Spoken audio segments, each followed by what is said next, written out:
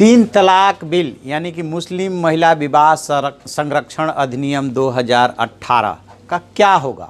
राज्यसभा में पेश होते होते वो फिर से रह गया। विपक्ष उसे सेलेक्ट कमेटी यानी प्रवर समिति के पास भेजने को अड़ा हुआ है। आखिर प्रवर समिति होती क्या है, विपक्ष ऐसा क्यों चाहता है, मैं आपको बताऊंगा। मैं हूं विद्याशंकर तिवारी, इंडिया न्यूज़ के डिजिटल चैनल इन खबर के लिए। दरअसल सबसे पहले बात सेलेक्ट कमेटी या प्रवर समिति की। संसद में जब भी कोई बिल या महत्वपूर्ण कोई भी चीज़ आती है तो उस पर विचार करने के लिए लोकसभा और राज्यसभा है। लेकिन जब किसी सदन को लगता है कि इस पे और ज़्यादा विशेषज्ञों की राय की ज़रूरत है या इस पे और ज़्यादा विचार करने की ज़रूरत है तो उसके लिए दो तरह की कमेटी है। एक होती है अस्थाई समिति जैसे कि पीएसी, और दूसरी होती हैं अस्थायी समितियाँ जैसे कि सेलेक्ट कमेटी, इसी को प्रवर समिति भी कहते हैं, या ज्वाइंट पार्लियामेंट्री कमेटी जिसको जेपीसी बोलते हैं। तो ये जो सेलेक्ट कमेटी या ज्वाइंट पार्लियामेंट्री कमेटी जो होती है वो पर्टिकुलरली किसी इशू, किसी विधेयक को लेकर के बनाई जाती है और वो उस पर विचार करती है और जैसे ही वो अपना सुझाव देती है उसका काम खत्म हो जाता है।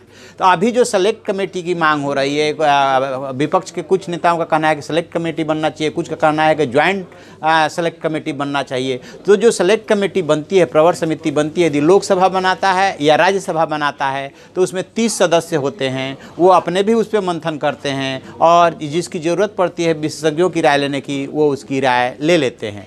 तो दूसरी होती है joint select committee. Joint select committee वो होती है जो लोकसभा और राज्यसभा के दोनों सदस्यों को मिला करके बनाई जाती है, जिसमें लोकसभा के 30 सदस्य होते हैं और राज्यसभा के 15 सदस्य होते हैं। ये स्पीकर और लोकसभा के स्पीकर और राज्यसभा के सभापति मिलकर के तय करते हैं। ठीक इसी तरह से यदि कोई एक सदन बनाता है तो उसमें 30 सदस्य होते हैं और ये उस बिल पे विचार करते हैं, अपना सुझाव देते हैं और सुझाव देने के बाद जब वो सदन को सौंप देते हैं उसके बाद वो कमेटी भंग हो जाती है, उसका काम खत्म हो जाता है। तो जो विपक्ष इस बात पे अड़ा हुआ है कि ज्वाइंट सेलेक्ट कमेटी बनना चाहिए, उसके पीछे मंशा यही है कि जो उसमें सज़ा का प्रोविज़न है वो हटना चाहिए और इस पे विचार हो जाना चाहिए। जबकि सत्ता पक्ष का यानी सरकार का मानना है कि आपने जो पहले सुझाव दिया था 1 साल पहले वो हमने मान लिया है और अब इसे सेलेक्ट कमेटी को भेजने की ज़रूरत नहीं है। कुल मिला जुला करके ये जो 3 तलाक बिल है इस पर सियासत हो रही है। दोनों